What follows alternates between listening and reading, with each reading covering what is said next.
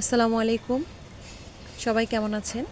চলে আসলাম আনার গাছের একটা গুরুত্বপূর্ণ ভিডিও নিয়ে, যেটা অগস্ট মাসে করতেই হবে। সেটা হচ্ছে আনার গাছের প্রুনিং। আমার প্রত্যেকটা আনার গাছে আমি প্রুনিং করে দিয়েছি, কিন্তু প্রাকৃতিক সমস্যার কারণে, যে ঘন ঘন বৃষ্টির কারণে আমি যখন প্রুনিং করি সেটার ভিডিওটা আপনাদের সাথে শেয়ার করা হয়নি। আমি কিভাবে ও কেন আনার গাছের প্রুনিং করেছি সে সম্পর্কে আপনাদের সাথে এখন আলোচনা করবে। অবশ্যই পুরো ভিডিওর সাথে থাকবেন, স্কিপ করা যাবে না। তাহলে সম্পূর্ণ ভিডিওটি দেখলে আপনি জানতে পারবেন কেন আপনার আনার গাছে প্রুনিং করতে হবে।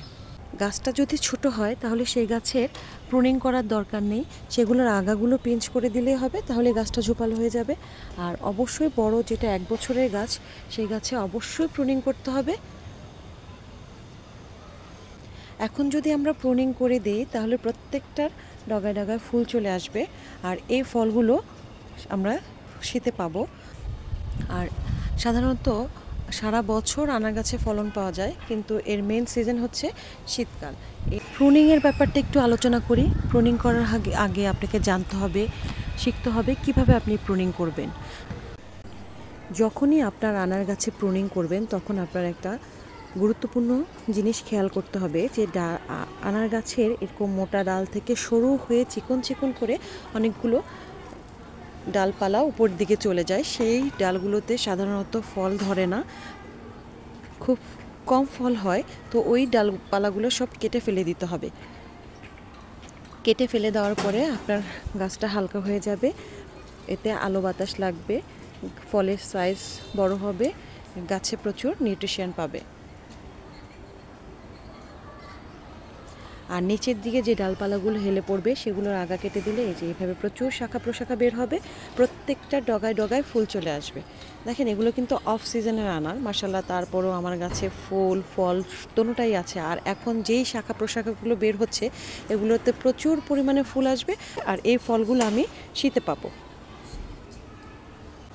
আমার গাছটা দেখেন, একদম নিচ থেকে কিন্তু আমি একদম হালকা করে দিয়েছি, কোনো রকমের কোন ডালপালা রাখিনি, তাহলে গাছ সুন্দরভাবে বেড়ে উঠতে পারবে, গাছটা হেলদি হবে।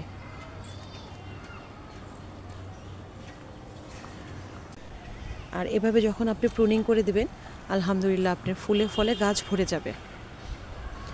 আর প্রুনিং করার পরে অবশ্যই একটা গুরুত্বপূর্ণ কাজ করতে হবে, সেটা হচ্ছে সারা গাছে ফাঙ্গিসাইড স্প্রে করে দিতে হবে।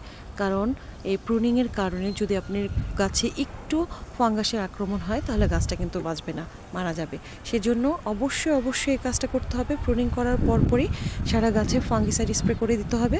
ফাঙ্গিসাইড, যে কোনো ফাঙ্গিসাইড আপনি স্প্রে করতে পারেন, যেমন ম্যানসার, কপার অথবা অ্যামিস্টার টপ, যে কোনো একটা সাইড আপনি সারা গাছে পানির সাথে মিশিয়ে পরিমাণ মতো আপনার গাছ অনুযায়ী সারা গাছে আপনি অবশ্যই এটা স্প্রে করে দেবেন। আলহামদুলিল্লাহ, একটু খেয়াল করলে দেখবেন আমার প্রত্যেকটা গাছে ফল, এখনও প্রচুর পরিমাণে ফল আছে। এগুলো কিন্তু সব অফ সিজনের ফল। এর মধ্যে আমি প্রচুর ফল খেয়েছি, আমার ভিডিওগুলো একটু দেখলে বুঝতে পারবেন। কিছুদিন পরপরই আমি আমার গাছ থেকে কি পরিমাণের ফল হারভেস্ট করেছি। তো কে কোত্থেকে দেখছেন আমার ভিডিওটা অবশ্যই কমেন্ট করে জানাবেন। আর আমার ভিডিওটা যদি আপনাদের ভালো লেগে থাকে, অন্যকে জানার জন্য, শেখার জন্য একটা শেয়ার করে দেবেন। পাশাপাশি আমার ভিডিওটা যারাই ইউটিউব থেকে দেখবেন একটা সাবস্ক্রাইব করে দেবেন। তো আজকের মতো এখানেই বিদায় নিচ্ছি। আল্লাহ হাফেজ।